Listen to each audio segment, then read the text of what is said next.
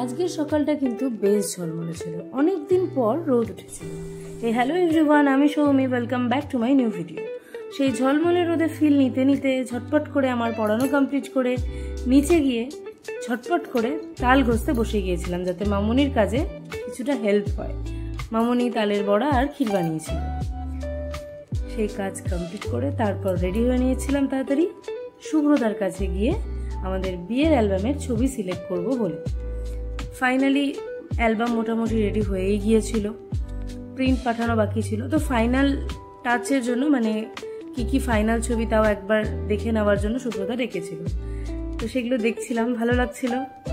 মোমেন্টগুলো আবারও মনে আসছিল, যদিও খুবই নতুন মোমেন্ট, বেশি দিন হয়নি, তাও প্রায় 1 বছর। যাই হোক, সেটা কমপ্লিট করে একটু হাসি ঠাট্টা করছিলাম। সেটা কমপ্লিট করে